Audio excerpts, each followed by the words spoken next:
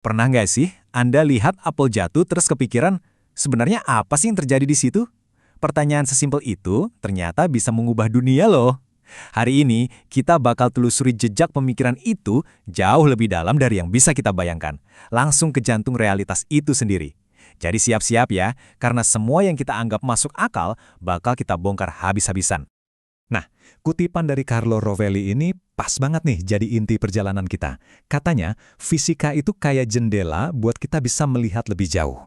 Dan itulah yang akan kita lakukan sekarang. Kita akan mengintip lewat jendela itu, melampaui pengalaman kita sehari-hari, buat melihat gimana sih alam semesta ini sebenarnya ditenun. Oke, pertama-tama kita harus bongkar dulu nih apa yang kita sebut akal sehat. Pandangan kita tentang dunia, soal benda padat, ruang kosong, waktu yang jalan terus, itu semua bukan bawaan lahir loh. Itu adalah sebuah bangunan pemikiran yang dibangun ribuan tahun. Dan semuanya dimulai dari para pemikir Yunani kuno. Ini dia pertanyaannya. Pertanyaan yang mungkin pernah kita semua tanyakan waktu lagi bengong liatin bintang atau sekedar megang batu. Semua ini terbuat dari apa sih? Selama ribuan tahun, pertanyaan inilah yang jadi bahan bakar buat para pemikir terhebat, dan setiap jawaban baru secara radikal mengubah cara kita memandang kosmos. Sejarah pemikiran ini membawa kita dalam perjalanan yang luar biasa. Dari gagasan kalau bumi itu melayang bebas, lalu ke ide kalau semua hal itu terbuat dari partikel super kecil, sampai puncaknya pada Isaac Newton.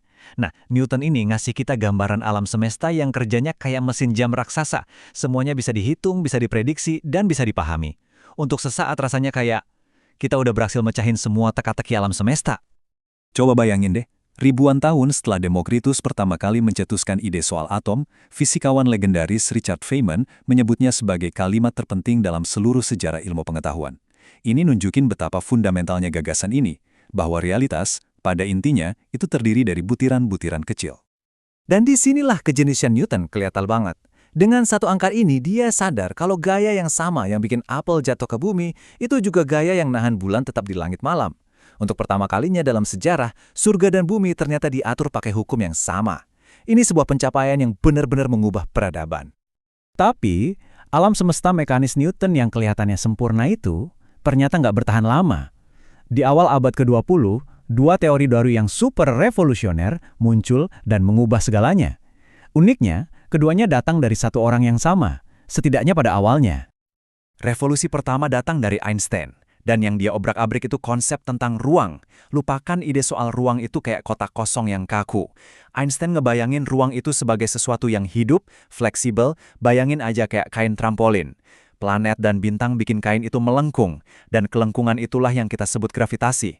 Intinya apa? Ruang itu bukan lagi panggung yang diem aja, tapi jadi aktor utama dalam drama kosmik ini. Revolusi kedua, mekanika kuantum.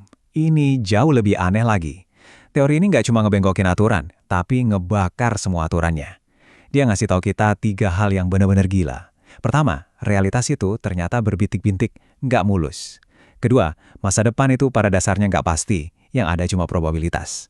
Dan yang ketiga, ide yang paling mengguncang segalanya, relasionalitas. Oke, coba kita resapi ide ini pelan-pelan. Soalnya ini benar-benar mengubah segalanya.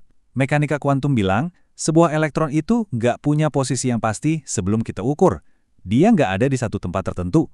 Sifat-sifat sebuah benda, posisi, kecepatan, bahkan keberadaannya di satu titik, itu baru muncul pas ada interaksi. Jadi, realitas itu bukan soal benda, tapi soal hubungan antar benda. Jadi, sekarang kita punya 2 pilar fisika modern. Rovelli menggambarkannya kayak seorang mahasiswa yang paginya belajar satu kebenaran, siangnya belajar kebenaran lain yang sama sekali bertentangan. Nah, ini menciptakan sebuah konflik besar di jantung pemahaman kita tentang alam semesta. Nah, ini dia inti masalahnya. Di satu sisi, relativitas umum ngasih kita alam semesta yang mulus dan melengkung. Di sisi lain, mekanika kuantum ngasih kita dunia yang loncat-loncat dan berbintik-bintik. Keduanya adalah teori paling sukses yang pernah ada, tapi mereka saling bertentangan secara fundamental. Keduanya nggak mungkin benar secara bersamaan. Jadi, gimana dong cara nyatuinnya? Disinilah kita masuk ke perbatasan terdepan fisika, gravitasi kuantum putaran atau loop quantum gravity. Ini adalah upaya buat menyatukan dua realitas yang kelihatannya mustahil bersatu ini. Tujuannya yaitu menenun dunianya Einstein yang melengkung sama dunianya kuantum yang granular. Oke, siap-siap. Ini ide paling radikal dari teori ini. Ruang itu sendiri ternyata nggak mulus. Dia terdiri dari butiran-butiran. Sama kayak materi yang terbuat dari atom, ruang itu terbuat dari unit-unit dasar yang nggak bisa dibagi-bagi lagi. Iya, Anda nggak salah dengar. Ada yang namanya atom-atom ruang. Tapi, jangan bayangin atom-atom ruang ini ada di dalam ruang ya. Mereka adalah ruang itu sendiri. Simpul-simpul di jaringan ini adalah butiran-butiran volume. Tautannya yang menentukan mana yang bersebelahan. Jadi ruang tempat kita ada sekarang ini, itu bukan kotak kosong. Ruang itu ia jaringan hubungan ini. Nggak ada wadah, yang ada cuma relasi. Terus, gimana sama waktu? Kalau ruang adalah jaringan, maka waktu adalah perubahan dalam jaringan itu. Nggak ada jam universal yang detaknya sama untuk seluruh alam semesta. Waktu itu fenomena lokal, yang lahir dari interaksi dan evolusi si atom-atom ruang ini. Evolusi inilah yang kita sebut busa spin, sejarah dinamis dari realitas itu sendiri. Artinya, konsep sekarang yang kita rasakan itu cuma ilusi. Nah, gambaran baru tentang realitas ini punya implikasi yang, wah, luar biasa. Terutama waktu kita coba lihat lagi ke asal mula alam semesta kita. Ide tentang satu titik awal tunggal yang kita sebut Big Bang jadi kelihatan beda banget.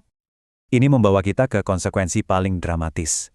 Kalau ruang nggak bisa diremukin jadi titik tak terhingga, berarti Big Bang mungkin bukan awal dari segalanya. Teori ini justru menyiratkan adanya lentingan besar. Mungkin ada alam semesta sebelum kita yang runtuh, jadi padat banget, terus melenting kembali, dan menciptakan alam semesta kita. Ini artinya, bisa jadi nggak ada yang namanya awal mula waktu.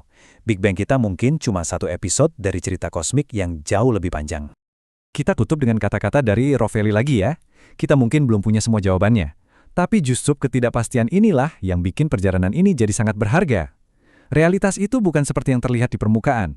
Realitas adalah jaringan relasi, butiran-butiran ruang, dan lentingan waktu. Pertanyaannya sekarang adalah, setelah ngintip lewat jendela ini, kira-kira besok cara Anda mandang dunia di sekitar Anda bakal berubah ya?